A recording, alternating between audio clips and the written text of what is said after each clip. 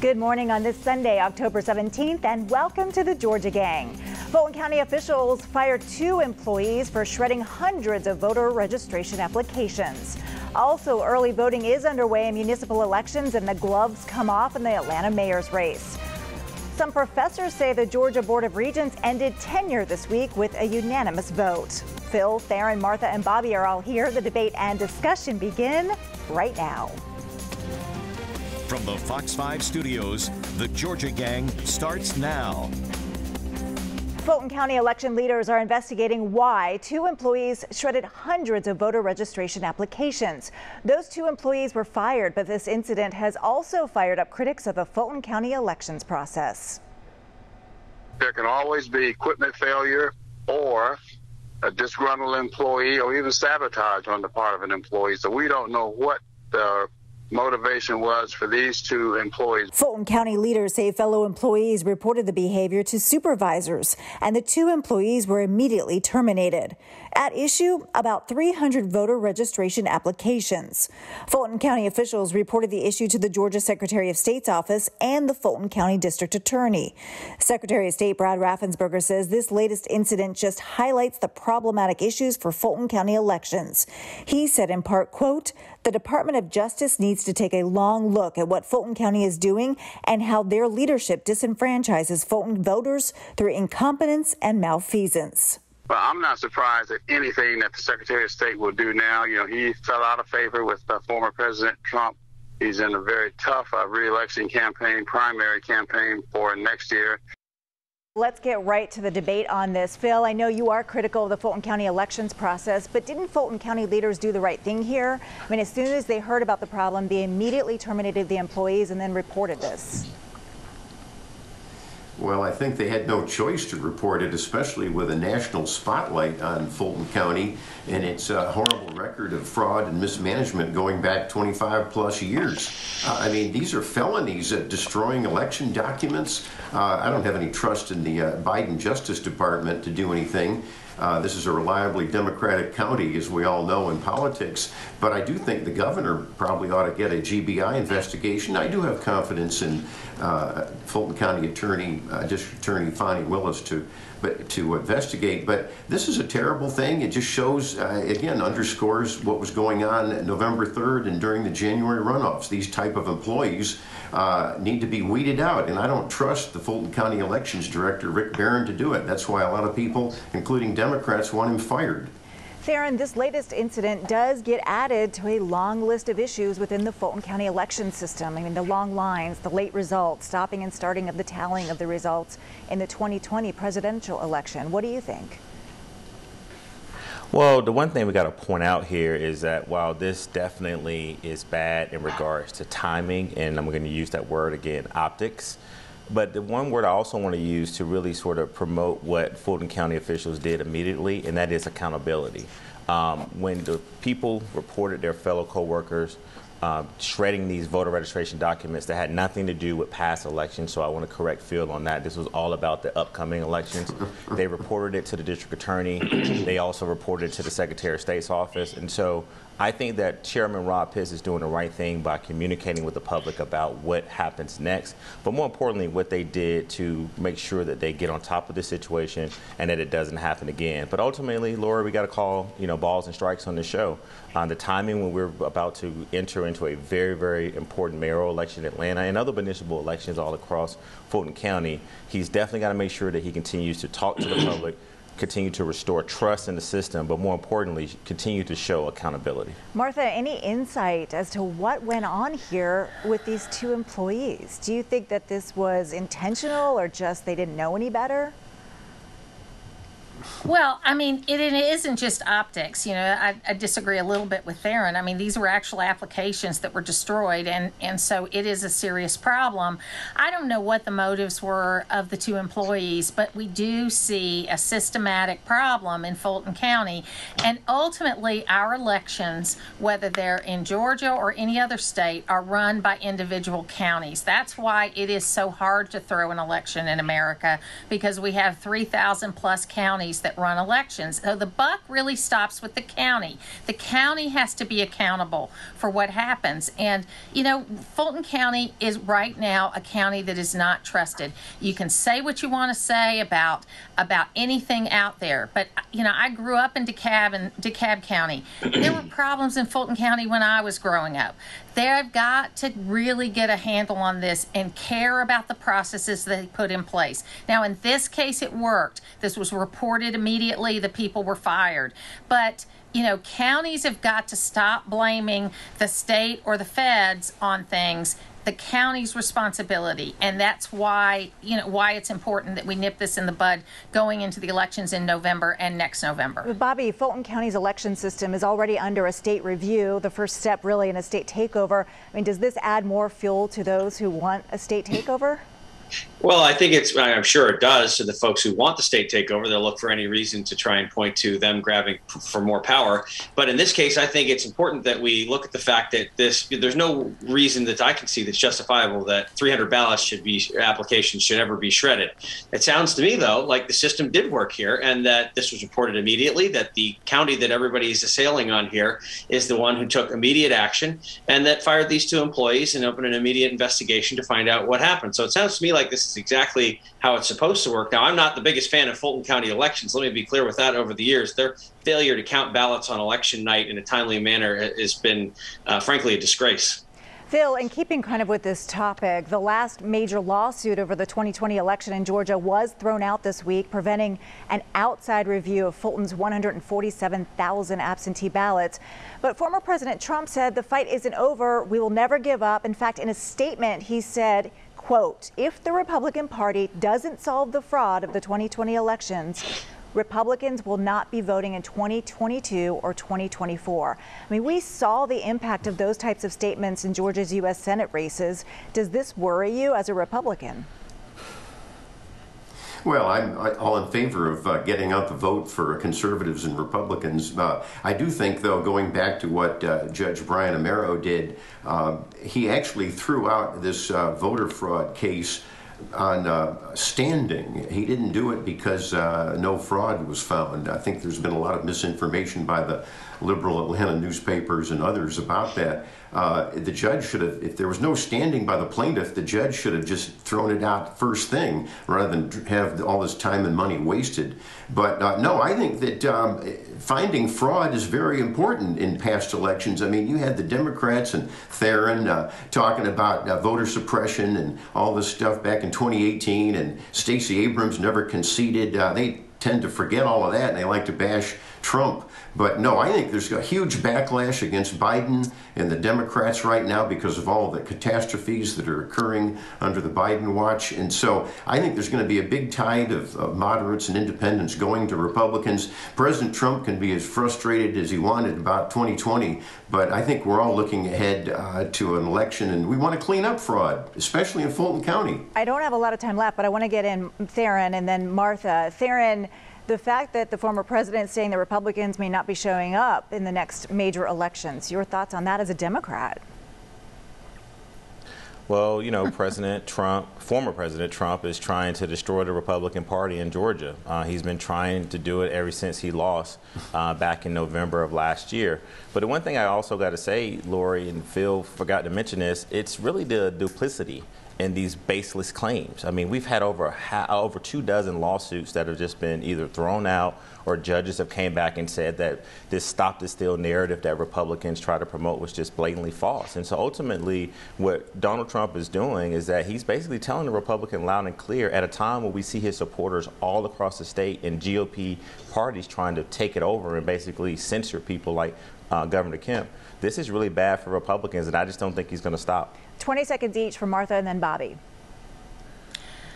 Look, it's never good for anybody to say people shouldn't get out and vote, and I can't support that statement of President Trump's. I mean, we need every Republican to get out and vote. We have enough Republicans to win elections, and we need to be focused on the future, not the past. With that said, you know, investigations should go on, and that's what they're doing. But we've got to be united in conservative values and get the vote out, and that's what needs to happen. Bobby, quickly.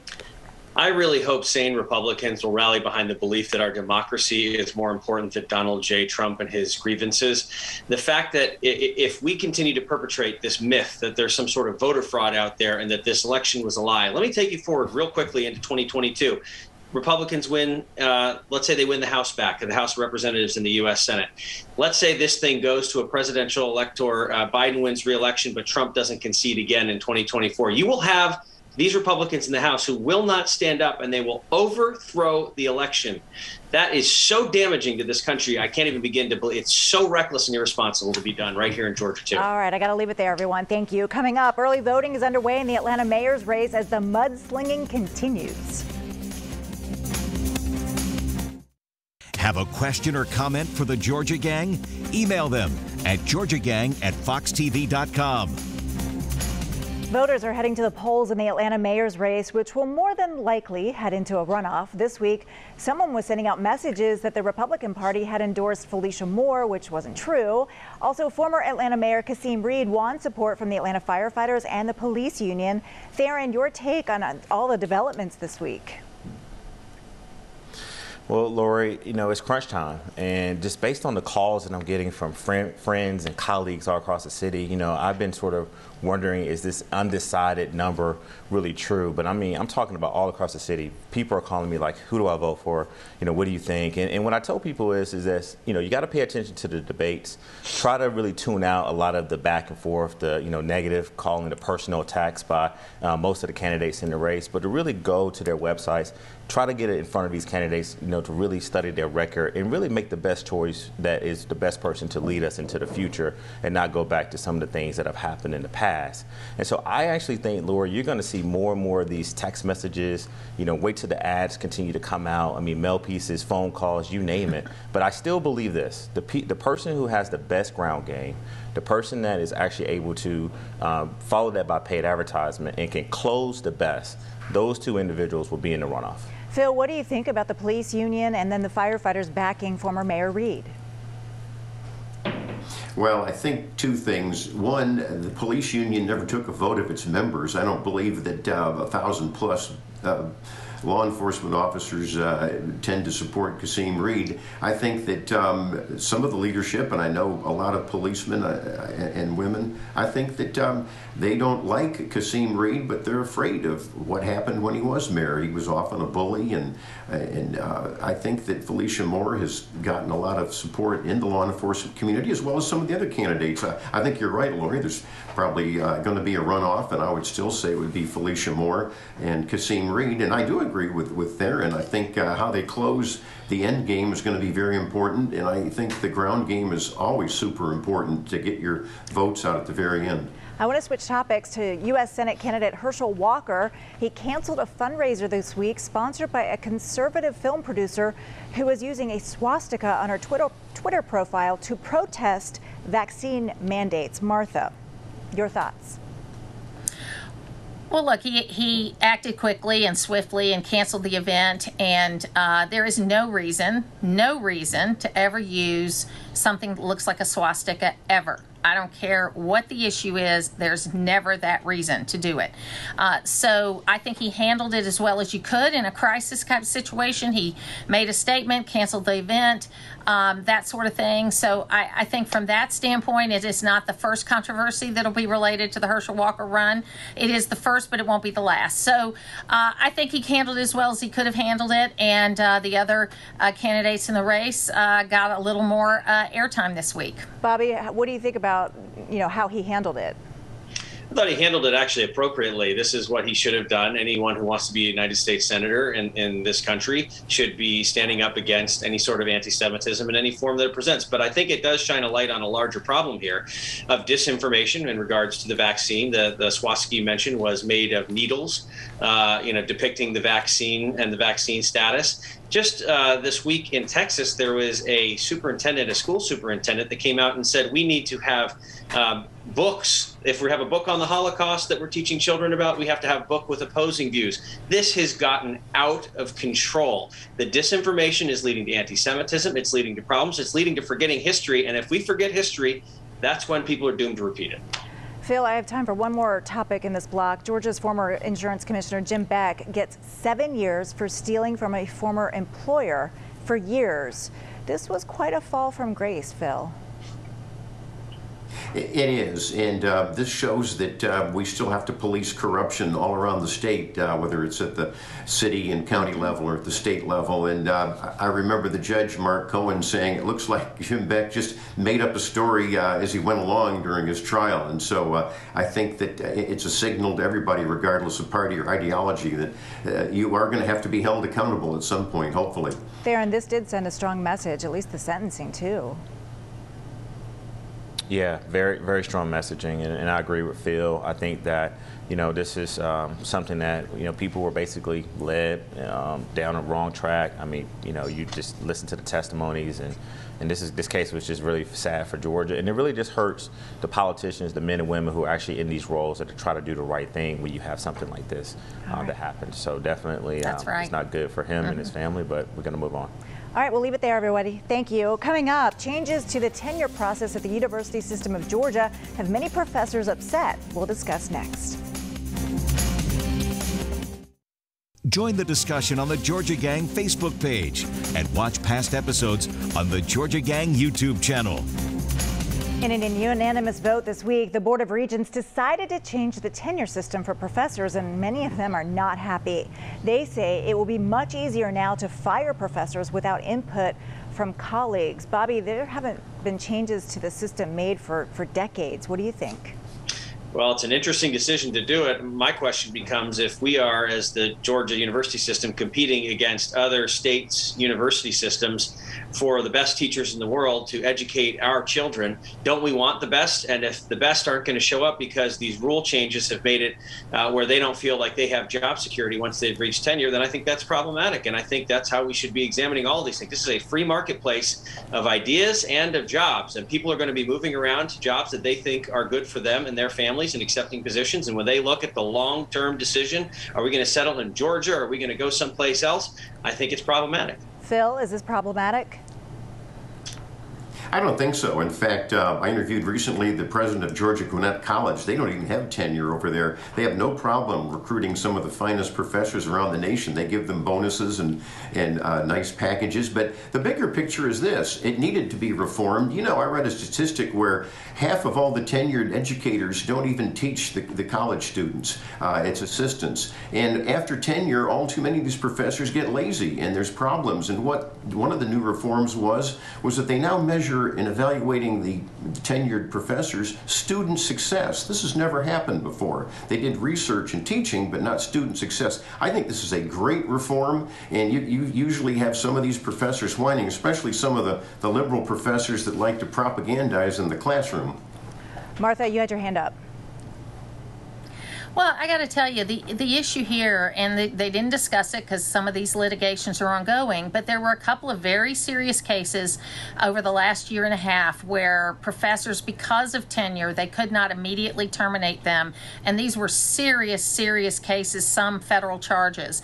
And it took a long period of time. So this stuff needed to be reformed. It's not going to be a chilling effect on teachers that are doing their jobs, but there was some big problems in the last couple of years related to some professors in colleges, and it created more encumberment to get rid of these professors than actually being what's best for the students. Martha, I want you to weigh in on our next topic because the supply chain crisis is hitting the port of Savannah, where reports say 80,000 shipping containers are piled high. And Martha, you got some insight on the issue this week. I did. I met with some folks from the Georgia Port Authority through my school board work. I'm a member of the state school board, and they gave us a great explanation of how the supply chain thing started. Now, the good news is the Georgia port system is in much better shape than LA and New York because basically we've been open since last April, and even though there's been backups, it's not to the level that we're seeing in other parts of the country, so I give them credit. They didn't need Joe Biden to come down and tell them to work 24 hours a day. They've been doing that for a long long time. But the challenge is that what's happened in the supply chain is that where they thought they'd be 10 years from now, as far as how goods were moved around the country related to online and that kind of thing, is where they are today. And so they're having to not only adjust how they do business, but the supply that's coming in and the direction where the supply goes. So it was I wish they'd get out and talk about it more, because it really shined a light on the situation. But like I said, the good news is the Georgia port's in much less of a problem than the ports of Los Angeles and New York. I got to get to Theron on this issue because we haven't heard from you this block. Theron, what do you think about how the Georgia Ports Authority has handled this really difficult situation? It's very difficult, and we know how important the Savannah port is to our economy, and how important they are to jobs, and playing a key role in sort of cargo. But I think Martha just did a fantastic job of sort of really educating our viewers about what's really going on there. But the good thing is that they're being transparent about the situation, and that they're working to make sure that we get it resolved. Bobby, you had your hand up. Yeah, I just think it's interesting. We spoke about Governor Kemp going to the Texas border a couple weeks ago on this show and talking about the optics of that and the reason he did that. Boy, wouldn't his time be much more valuable right here in the state of Georgia, where there are 80,000 containers just sitting in the water waiting to be brought into our state. I'd like to see him go down there, meet with the mayor of Savannah, get all hands on deck and get this crisis solved, at least to the point which we can do it here in Georgia, so that we can make sure that everybody's getting what they need when it comes time for the holidays, etc. Phil, I know you want to respond to that. We're doing that, Bobby. Good. Well, what about the Biden's transportation secretary, Pete Buttigieg, who is absolutely clueless about what's happening? This is what happens when you have an incompetent put in a slot. My goodness, he should be down here yesterday trying to help out. Martha, you wanted to weigh in. No, I just think we are doing all those things, Bobby. The reason why the governor didn't have to go to the port is because they're already doing all of those things. We have the best situation at our port than they do at any of the ports around the country. Now, it's still a bad situation and they need to work, but there's a lot more to it. And I'm thankful that we have a port that was proactive in getting things done, where it's not as bad of a problem as it would have been. All right, we'll leave it there, everybody. Thank you. Coming up, winners and losers. Stay tuned. Time now for the week's winners and losers. Well, I know we are all going to agree this week that the Atlanta Braves are big winners. Isn't that right, Bobby? Amen. And I'm going to go ahead and make Georgia sports teams in general one of my winners for this week, because you've got the University of Georgia sitting atop the college football polls, my wife's alma mater. You got the Atlanta Braves, the National League Championship Series. And hey, the Hawks actually have a team as we go into the regular season here in the coming weeks. So that's exciting. I also want to make a winner, Marcus Flowers, who raised over $1.3 million in his race against Marjorie Taylor Greene. Full disclosure, he is a client. And for a loser, I want to raise a siren of alarm to Democrats, because there is an apathy problem within our party right now. And if we don't show up in these midterm elections, we will have problems. All right, we actually have some time. I got about 3 minutes. Phil, over to you. Well, I have to say that Bobby is actually getting something right on all these sports teams. They are winners. But my loser is going to be the Atlanta Journal-Constitution. I've been critical of them for a long time for slanted headlines and omissions. But the one last weekend really got me. It was a headline, Reed's lawyers, he's no federal target of an investigation. Well, wait a minute. Why is that like a 5-alarm fire blaring a headline on the front page? You'd think there was a natural catastrophe or something. That should have been a small story in the Metro section. It shows, sadly, the unobjectivity of the newsroom and the editors there. It looks like they're all in for Reed, and to heck with the other candidates. It's just journalism malpractice. All right, Theron, over to you. Did Theron freeze on us? All right, Martha, weigh in. Well, I want to remember Butch Mosley. He is a former member of the state school board, passed away this week. His funeral was on Saturday. Thoughts and prayers out to his family. Our winner is the Georgia Port. I mean, they are taking a terrible situation and doing the best job in the country on moving goods through the port. And President Biden, I got to make him the loser again, along with the Democratic Congress, because they can't take the win on this bipartisan infrastructure bill. They're going to wait and try to negotiate, and they're going to end up losing both of them. All right, Phil, I got to say, Freddie Freeman was definitely a winner this week for the Braves. That's exactly right. That was a heck of a game. I think we're going to be national champions if I can look in the crystal ball. We'll have to wait and see. May I make a suggestion, Lori? Yes, Bobby, go right ahead. We got some Fox extra 5 time. should go ahead and get us a box for the 4 of us and you to go watch one of these games. I think that would be great. And, you know, you mentioned your wife is an alum of the University of Georgia. I married into this also. My husband is also an alum. He'll be going to the game on Saturday at the time of this taping. That would be tomorrow. So they're very excited about this. It's just a great time to be in Georgia sports right now. It is. This is what we all have. We're going to beat Kentucky. I'm predicting that. I think so. Yes, I think so. Well, thank you all so much. Hopefully we'll get Theron back next week so we can give him some extra time for winners and losers. We thank you all so much for tuning in and joining us this week. Go Braves, go Dogs, go everybody, all the Georgia teams, and we'll see you again next week. Bye-bye.